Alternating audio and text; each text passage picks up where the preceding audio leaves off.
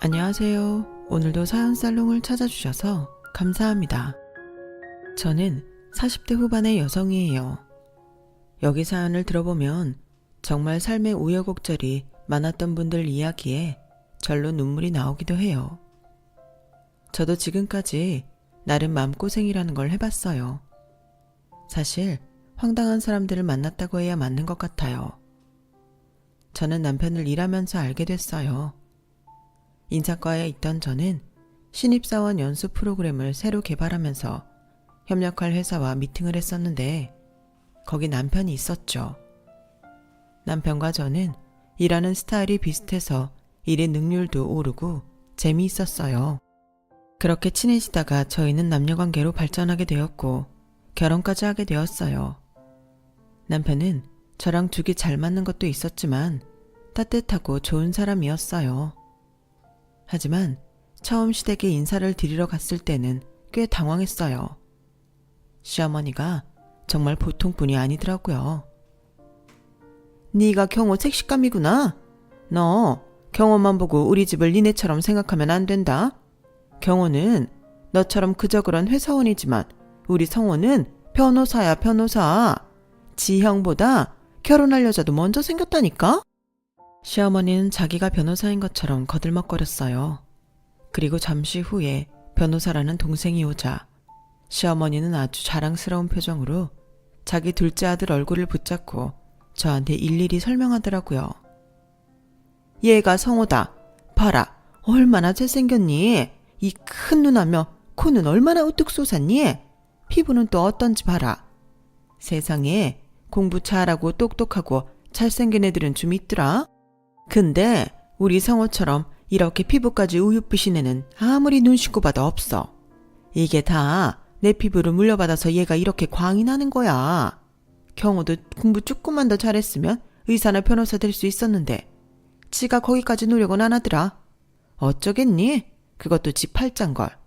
그래도 니네 애 낳으면 꼭 의사나 변호사 만들어. 그리고 주변에 우리 성호 변호사라고 소문도 많이 내주고 네 시동생이 변호사라고 하면 너도 어깨에 힘들어가고 좀 좋냐? 우리 성호 빨리 독립해서 변호사 사무실 크게 차릴 수 있게 니네가 손님 많이 소개시켜줘야 된다. 됐어 엄마.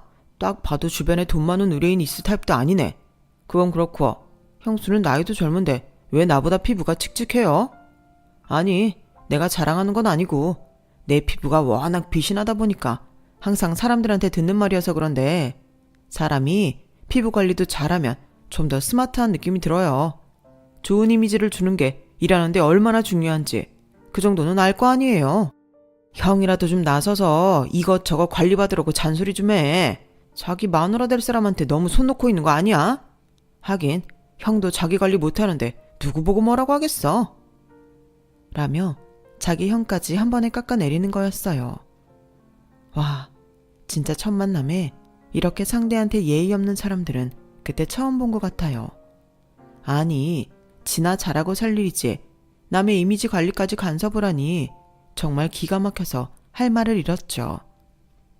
남편은 그게 일상 다반사였는지 한 귀로 듣고 한 귀로 흘리는 것 같더라고요. 하긴 저도 시어머니나 시동생하고 살 거 아니고 어차피 결혼하면 만날 일도 얼마 없을 텐데 그냥 무시하자 싶었어요. 그런 이상한 집에서 평생 정상인으로 버틴 남편도 있었으니까요. 근데 결혼 준비하는 저희를 열받게 하는 게 한두 개가 아니었어요. 한 번은 시어머니가 점심시간에 저희 회사 앞까지 찾아왔더라고요. 혼수 문제 때문에 그러나 하고 나름 긴장을 하면서 나갔죠. 그런데 진짜 희한한 발상을 했더라고요. 예, 네가 경호한테 말해서 결혼식장을 성원의 사무실 근처에 있는 땡땡홀에서 하자고 해. 그래야 성원의 사무실 사람들 한 사람도 빠짐없이 부르지. 안 그러면 거기 바쁘고 유명한 변호사들이 어린 변호사 형네 결혼식 빠질 거 아니야. 그리고 니네 쪽 하객들한테도 시동생 변호사라고 근처 사무실이라고 소개도 하면 좋잖아. 내가 그날 우리 성호 데리고 니네 쪽에 소개도 좀 할게. 너도 이제 우리 집 식구인데 그런 도움이라도 주면 서로 좋잖니? 처음 만남부터 심상치가 않았던 시어머니는 어떻게 이런 말을 얼굴색 하나 안 변하고 할 수 있을까 싶더라고요. 남편한테 이야기해봤자 안 통할 것 같으니까 저한테 와서 자기 아들한테 얘기하라고 시키는 거였던 거죠. 어머님, 죄송한데 저희가 이미 적당한 결혼식장 봐뒀어요. 도련님 사무실 근처는 교통도 불편하고 가성비가 그닥 좋지 않아서 처음부터 뺐고요. 어머니도 결혼식장은 저희 보고 알아서 하라고 하셨잖아요. 그리고 우리 결혼식에서 어머니가 데리고 다니며 소개할 사람은 경호 씨지 도련님이 아니죠. 누가 결혼식장에서 자기 시댁 식구 홍보를 해요. 그건 아닌 것 같아요. 지금껏 못 들은 걸로 할게요. 라고 제가 단호하게 말하자 시어머니는 말문이 막혀서 아무 말 못하고 돌아갔어요. 그런데 그날 밤 저한테 전화를 해서 난리를 치는 게 아니겠어요?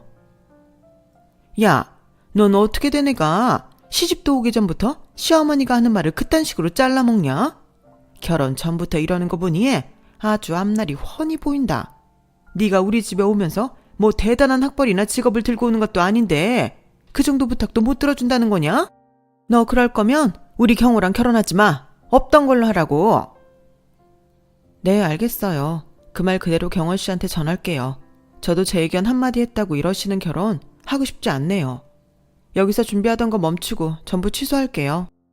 전화를 끊은 저는 바로 남편한테 연락을 해서 점심에 있었던 일과 조금 전 상황을 토시 하나 안 틀리고 그대로 전했어요.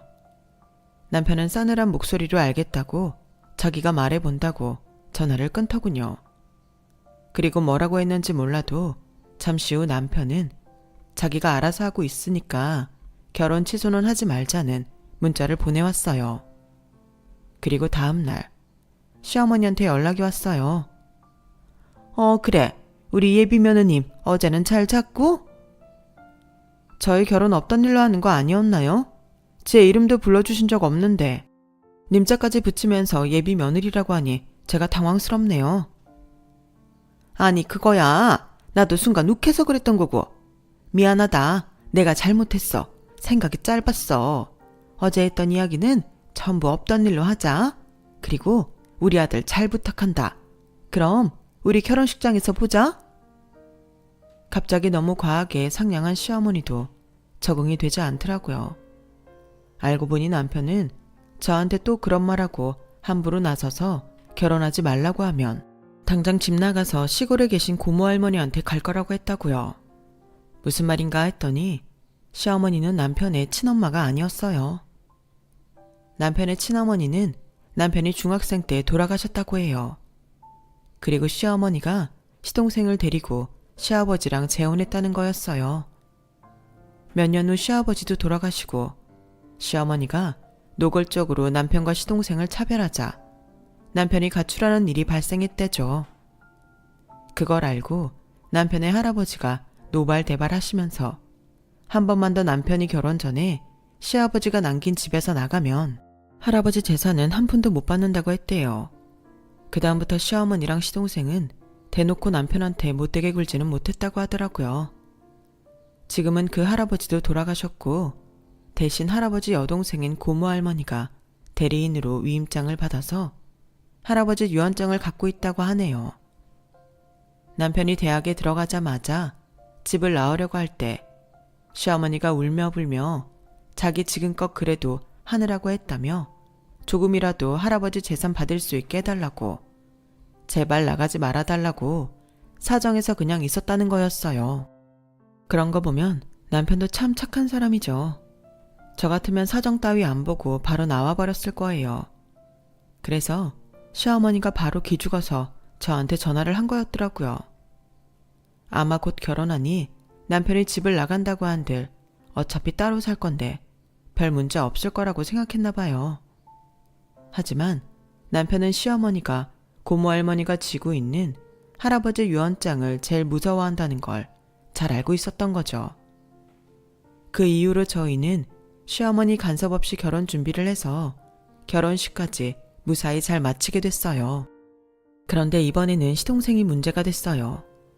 시동생은 결혼식 때 자기 홍보를 못한 게 아쉬웠는지 완전 저한테 틱틱대고 사람 불편하게 만들더라고요. 진짜 아무도 안 볼 때 한 대 때리고 싶을 정도였어요. 가끔 시댁에 가보면 시동생은 항상 거실 소파에 벌러덩 누워서 과자 봉지와 맥주캔을 잔뜩 어지럽혀 놓고는 뒹굴기만 하고 있더라고요. 그리고 시어머니가 해서 갖다 바치는 밥을 그 자리에서 겨우 일어나 먹고 또 바로 누워서 뒹굴며 TV 보는 데에 정신이 팔려 있었어요. 저게 정말 스마트하고 우수한 변호사가 맞나 싶게 공부도 한자 하는 걸 못 봤고 제대로 된 몰골을 하고 있는 걸 본 적이 없었어요. 그리고 저만 보면 흰자를 보이며 이상한 소리만 해댔죠. 형수는 여전히 이미지 관리를 못하네. 그렇게 올 때마다 우울한 얼굴로 보면 누가 좋아하겠어? 웃어야 복이 온다잖아. 좀 웃어요. 오돈 복도 도로 가버리겠어. 걱정 마세요, 도련님. 저 일하는 데에서는 알아서 이미지 관리 잘해요. 그러니까 경호씨 같이 괜찮은 남자 만나서 결혼도 한 거 아니겠어요? 저도 웬만하면 항상 웃고 싶은데 아무 데서나 실실 웃을 수는 없잖아요. 그리고 원래 사람은 자기가 우울하면 남도 그렇게 보인다던데요. 도련님 맨날 이러고 있는 거 보니 왜 남들을 안 좋게 보는지 조금 알 것도 같네요. 라며 제가 한마디도 안 지니까 열이 받아서 막 저한테 뭐라고 말하려 하더군요. 그때 마침 남편이 왔고 시동생은 저를 흘겨보며 참더라고요. 하지만 그 정도로 끝날 시동생이 아니었어요. 시동생은 그놈의 이미지 관리를 한다며 몸에 걸치는 건 전부 명품으로만 도배를 했고 시어머니도 마찬가지였어요. 두 사람이 한 달에 백화점에서 쓰는 돈만 해도 진짜 입이 다물어지지 않을 금액이었으니까요. 한 번은 제가 회사에 있는데 시동생한테 연락이 온 적이 있었어요. 형수, 나 지금 300만 빌려줘요. 월급 나오면 갚을게요. 지난번에 구찌에서 쇼핑 좀 했더니 카드값이 좀 나왔네요. 도련님, 저보다 월급 많지 않아요? 그런데 어떻게 카드값이 부족해요? 어쩐지 그이가 도련님 낭비벽 장난 아니라고 하더니 어머님은요? 어머님한테 부탁하세요. 아, 엄마한테는 벌써 말해봤는데 이번 달 생활비 간당간당하대요. 그러니까 좀 도와줘요. 그리고 엄마한테 형수나 형이 생활비 좀 팍팍 주면 이럴 때 엄마도 비상금이 좀 있을 거 아니에요. 뭐 그건 그거고 제 돈부터 해결해줘요. 진짜 금방 갚아요. 월급 나오자마자 갚을게요. 알았어요. 꼭 월급 받자마자 주세요. 아니면 저도 가만 안 있어요. 오죽하면 평소 보기만 해도 이를 갈던 나한테 연락을 했나 싶어서 바로 300만 원을 계좌이체했어요. 그런데 시동생은 25일이 지나도 돈을 안 갚더라고요. 우리랑은 월급날이 다를 수도 있겠지라는 생각에 말일까지 꽉 채워서 기다렸지만 시동생은 돈을 붙이지도 않고 연락도 하지 않았어요. 저는 더 기다리지 않기로 하고 연락을 했어요. 도련님, 말일 지났는데 아직 돈 안 보내셨네요. 얼른 돈 보내주세요. 아, 그 돈이요? 그거 다음 달에 줘도 되죠?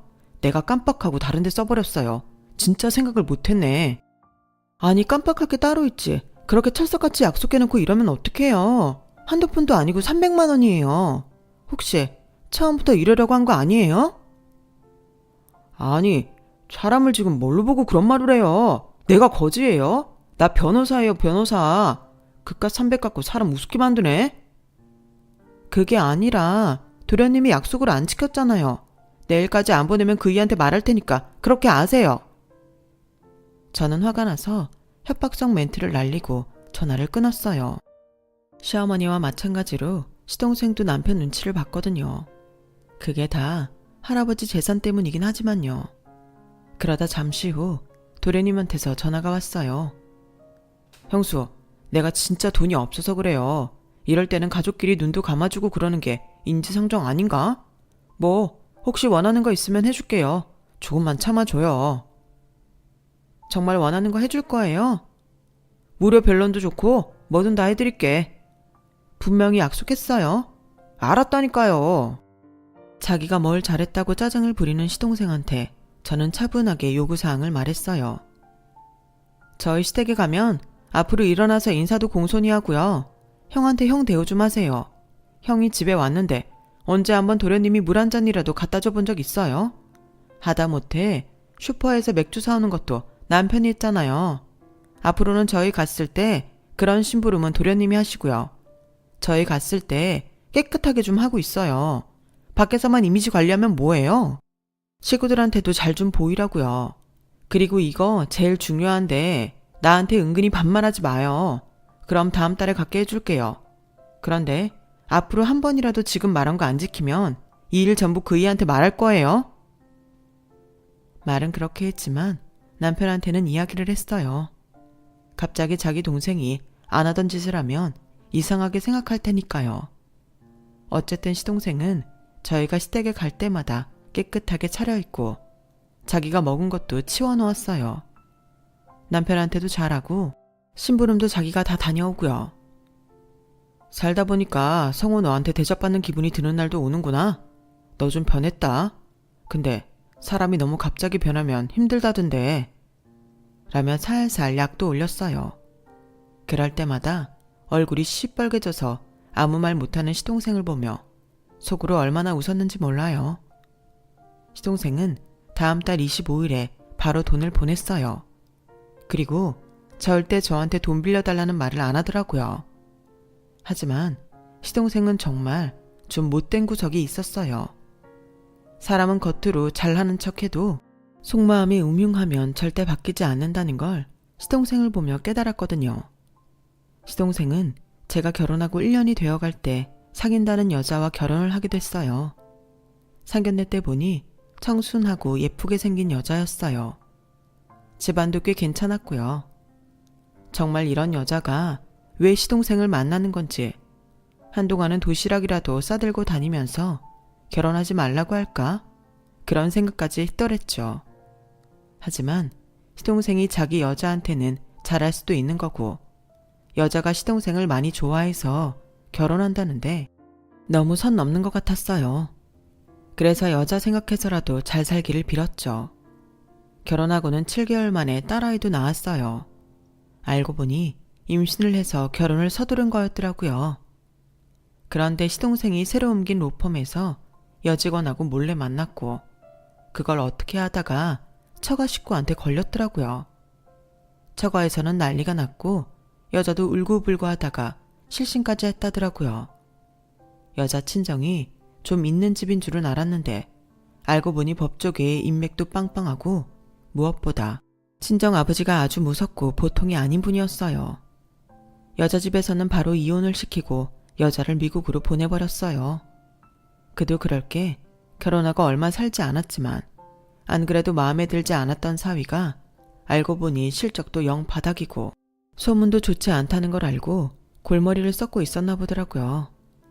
그런 차에 불륜을 저지른 것까지 들통이 나버렸으니 여자 친정 아버지가 노발대발했고 법조계에서는 찍혀버린 것 같더라고요. 이혼의 위자료까지 잔뜩 물어주게 된 시동생은 처음에는 좀 고민도 하고 주눅이 든 것 같더니만 이내 새 옷을 사고 새 가방도 사고 잔뜩 치장을 하고 대놓고 로펌 여직원과 만나기 시작했어요. 시동생은 그 일로 로펌에 사표를 쓰고 나왔는데 그래서 이제는 떳떳하게 만날 수 있게 됐다나요? 인간 고쳐 쓰는 거 아니라더니 정말인가 보다 했죠. 하지만 시동생은 전 처가의 파워로 괜찮은 로펌에는 취직할 수 없게 됐고 결국에는 국선 변호사 일을 주로 하는 지방의 작은 변호사 사무실에 겨우 들어갔어요.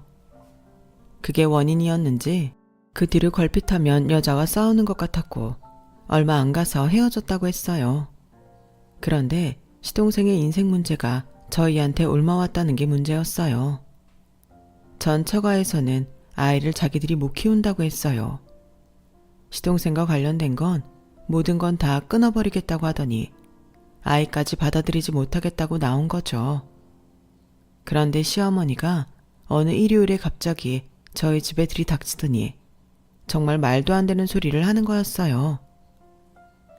니네 결혼하고 2년인데 아직도 애가 없는 걸 보면 빨리 생길 팔자는 아닌 것 같다.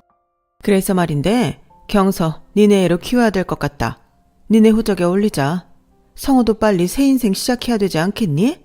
그런데 애 때문에 발목 잡히게 생겼잖아. 가족 좋다는 게 뭐냐? 형제지간에 이럴 때 돕지 않으면 언제 도와? 그러니까 니네 호적에 경서 올려라. 이런 말도 안 되는 소리를 아무렇지 않게 할 수 있었던 건 그 사이에 고모할머니가 돌아가셔서 할아버지 유산 집행이 됐기 때문이었어요. 이제는 남편도 저와 가정을 꾸려서 나와서 사니 집을 나오는 문제도 없는 거고 유산도 곧 자기 몫을 받을 테니까요. 그 유산 갖고도 시어머니와 시동생은 매일 불평이었어요. 자기들이 생각했던 것보다 너무 적다는 거죠. 그래도 할아버지 유산이 꽤나 많아서 시어머니와 시동생 몫도 일반적으로 보면 결코 적은 돈이 아니었어요. 그런데도 매일 입이 대빨 나와서 자기들을 무시했다며 툴툴거렸어요. 그리고 이제 무서울 게 없으니 저희한테도 막 나오는 거였고요. 저는 일단 이 말도 안 되는 이야기를 시동생도 아는지 물어봤어요. 내가 엄마한테 그렇게 했으면 좋겠다고 했는데 내가 잠깐 딴 여자 좀 만났다고 그렇게 울고불고 사람 취직도 못하게 만든 여자 자식을 계속 보고 살아야겠냐고요. 생각을 좀 해보시라고요. 그리고 나도 새 인생 살아야죠. 그러니까 좀 도와줘요. 남편은 화가 나서 시어머니한테 소리를 질렀어요. 아니, 대체 언제까지 이렇게 사실 거예요? 결혼한 놈이 딴 여자 만나고 뭘 잘했다고 애까지 우리 호적에 올려놓으래요. 자기 아이랑 열심히 살 생각은 안 하고 뭐 하자는 거예요? 그런 황당한 요구 들어줄 수 없으니까 그만 돌아가세요. 경호 너 정말 이럴래? 아무리 그래도 내가 널 먹이고 입힌 세월이 얼만데 이런 식으로 대접해? 어디 두고 보자. 나 이제 무서울 거 하나도 없어. 시어머니는 씩씩거리며 돌아갔어요. 무서울 거 없다는 건 받을 돈 다 받을 거라는 뜻이겠죠. 그런데도 그동안 시어머니 시동생을 본 게 있어서 그런지 두고 보자는데 겁이 하나도 안 나더라고요. 근데 정말 생각지도 못한 일이 벌어졌어요. 바로 다음 일요일에 누가 저희 아파트 현관문을 쾅쾅 두들겨대고 배를 누르며 시끄럽게 굴더라고요. 그러더니 바로 이런 소리가 들려왔어요. 이것들이 지 새끼를 낳아놓고 키우지도 않고 할머니한테 버리고 가버렸네. 라는 시어머니 목소리에 놀라서 문을 열어보니 시어머니가 10개월도 안 된 조카를 안고서 난동을 부리는 게 아니겠어요? 아유, 내가 자식을 잘못 키워서 이렇게 지 새끼도 외면하고 자기들만 잘 먹고 잘 살겠다는 년놈들을 어떻게 하면 좋아?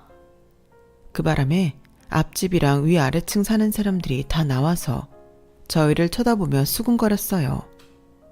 진짜 상식 밖이라고 해도 정도가 있는 건데 뭐 이건 어떻게 생겨먹은 사람들인가 싶었어요. 남편은 너무 화가 나서 사람들이 있는데도 아랑곳 않고 한마디 했어요. 이렇게 나오신다 이거죠? 그럼 저도 다 생각이 있어요.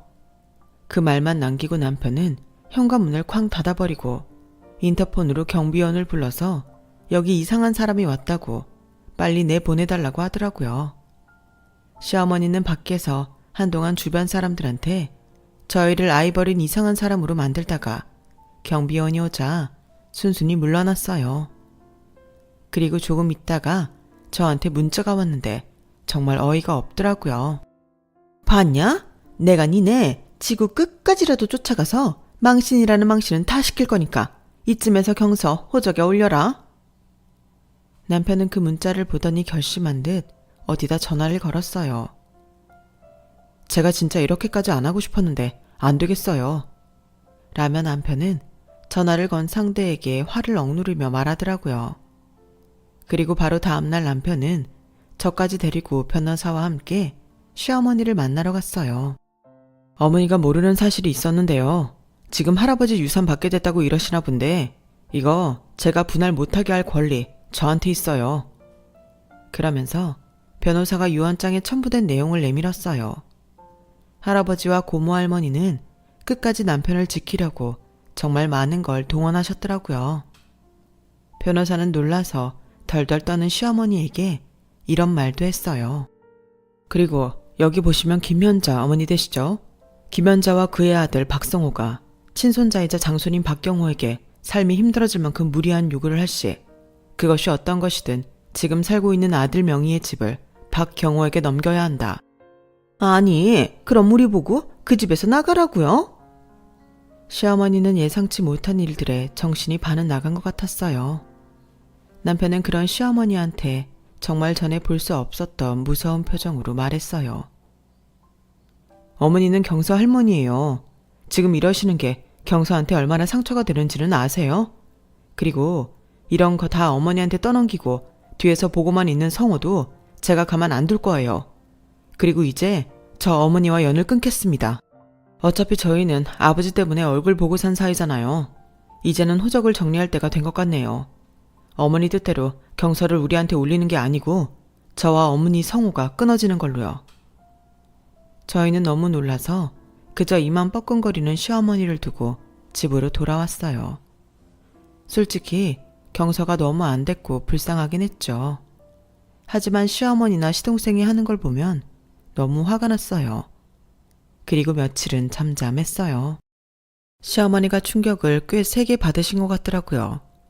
그런데 어느 날 밤 시동생이 밤늦게 찾아와서 남편 앞에 무릎을 꿇고서 눈물을 뚝뚝 흘리더라고요. 형, 나 진짜 망한 것 같아. 어떡하면 좋아? 무슨 일인지 똑바로 소파에 앉아서 이야기해. 나 지방 변호사 사무실에 있잖아. 그것도 잘렸어. 그 여자 아버지라는 사람이 어떻게 알고 거기까지 내 일을 알려서 나를 고용 못하게 했다고. 아니, 아무리 자기가 화가 나도 그렇지. 사람 먹고 사는 걸 가지고 이러는 거 너무한 거 아니야? 그게 다 네가 제대로 된 사과를 안 해서 그런 거 아니겠어? 나한테 와서 이럴 게 아니라 그 집에 찾아가서 무릎 꿇고 잘못했다고 해야지. 했지. 나 나가라는 말 듣자마자 가서 했다고. 근데 말이 안 통해. 아주 먹통이야. 자기 말만 하고 아예 듣지도 않아. 그러게 누가 결혼해서 바람을 피라고 했어? 평소에 일 좀 잘하고 성실하게 살았으면 이 지경까지는 안 됐을 거야. 네가 괜히 이렇게 된 게 아니야. 그 잘난 이미지 관리하겠다고 비싼 걸로 칭칭 감싸면 뭐해? 사람은 그런 걸로 평판이 좋아지지 않아. 다 네가 잘못한 거고 네가 돌려받는 거야. 그래놓고 경서를 우리한테 떠넘기고 어디 가서 잘 살 생각을 해? 넌 아직도 정신 못 차렸어. 그 집에서도 그걸 아니까 너한테 그러는 거겠지. 난 더 이상 네 푸념 들어줄 수 없어. 우리가 그럴 사이도 아니고. 그러니 이만 돌아가. 형, 내가 잘못했다니까. 형하고 형수한테 정말 잘못했어. 그러니까 우리 그 집에서 내보내지만 말아줘. 형수님, 형한테 말 좀 잘해주세요. 제가 이렇게 빌게요. 제가 그래도 전에 형수님이 시키는 대로 잘했잖아요. 네? 너 이 녀석, 결국은 지금 사는 집에서 나갈까봐 이러고 울고불고 쇼를 한 거구나. 진짜 언제 정신 차릴래? 언제 사람을 진심으로 대할 거냐고. 네 전 처가에서 왜 애를 안 데려간 줄 알아? 다 네가 애도 나물러라 하고 총각 행세하면서 여기저기 여자 만나고 다닐 거 생각하면 열불이 뻗친다더라. 그래서 죽어도 애는 못 맡겠다고 한 거란다. 내가 다 알아봤어. 우리 이제 영 끊자. 너랑 어머니 때문에 더는 돌아가신 아버지 이름까지 먹칠하는 거 못 참겠어. 나 그동안 할 만큼 했어. 참을 만큼 참았고. 서로 좋아하지도 않으면서 이만큼 살았으면 된 거 아니냐? 그리고 경서 잘 키워. 애가 무슨 죄야? 나 걔 너무 꼴 보기 싫어. 그 여자랑 너무 닮아서 볼 때마다 화가 난단 말이야. 진짜 넌 구제불능이다. 아무튼 우리 사이도 곧 정리하자. 형, 그것만은 제발. 그러면 우리 뭐 먹고 살아? 할아버지 재산이라도 있어야지 어떡하냐고. 그래, 힘 하나 안 들이고 받는 그 재산 너랑 어머니 뭐라고 했어? 꼴랑 그것밖에 안 되냐며 매일 불평했잖아. 그래놓고 이제 그것도 못 받는다고 생각하니까 아쉬워?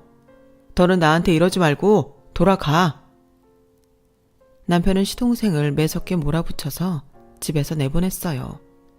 시어머니는 그날 있었던 일을 듣고는 다 끝났다며 울고불고 하다가 몸져 누웠다더라고요. 그 뒤로도 시동생은 몇 번 저희 집 앞에 찾아와 소리를 지르고 행패를 부렸지만 남편은 다시 봐주지 않았어요. 결국 호적도 다 정리해버렸고요. 그러는 중에 저와 남편이 크게 결심한 것이 있는데 바로 시동생의 아이를 저희가 키우는 거였어요. 아무리 생각해도 그 죄 없는 아이가 시동생 밑에서 올바른 돌봄을 받고 자랄 것 같지 않았거든요. 형, 경서도 받아줬는데 나 좀 받아줘. 다시 한 번만 생각해줘. 우리 같이 자라온 세월이 있잖아. 그걸 생각해서라도 나 한 번만 봐주면 안 돼? 형이 어디 취직 자리라도 알아봐주고 나 당분간만 먹고 살 수 있게 도와줘. 네가 언제 나를 진짜 형이라고 생각했어? 날 정말 형처럼 대한 적 없었잖아. 나 솔직히 너랑 어머니 때문에 고등학교 내내 엄청 상처받으며 살았어.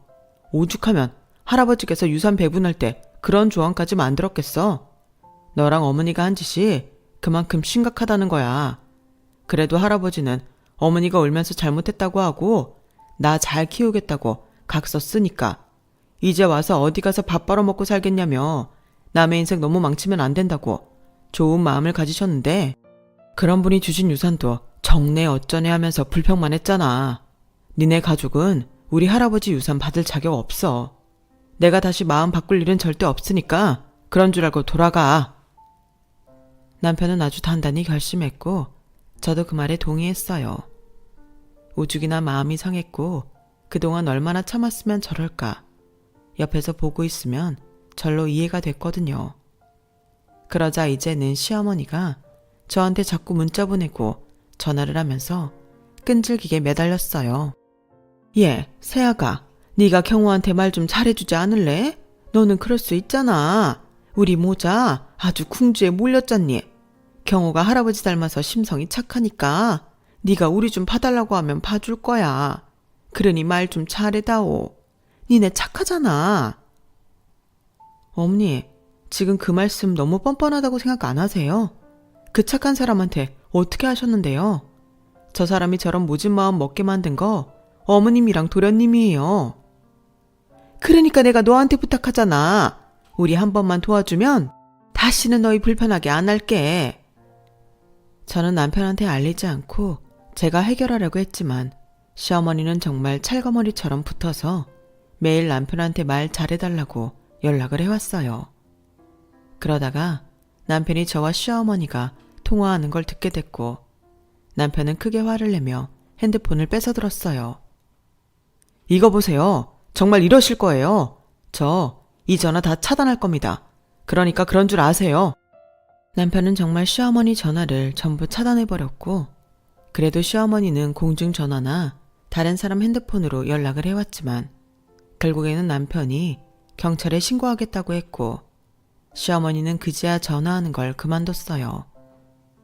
그 이후로 시어머니와 시동생은 연락을 끊고 어디론가 잠적해버렸어요. 오만 욕심을 다 부리고 다른 사람들을 이용해 먹을 생각만 하더니 끝이 정말 좋지 않았죠. 시동생은 몇 년을 더 백수로 지내고 있다가 나중에야 겨우 지방의 한 사무실에 들어갔다는 이야기를 들었어요. 시어머니와 시동생을 보면 결국 자기가 했던 그대로 다 돌려받는다는 말이 저절로 떠올라요.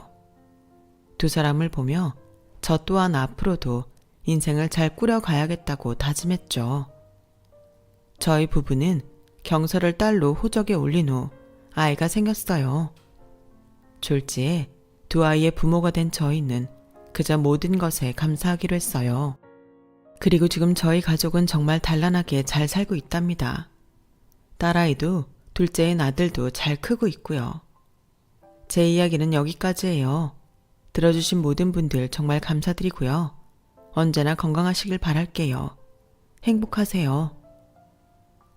여러분, 사연 댓글에 응원과 현명한 조언 부탁드려요.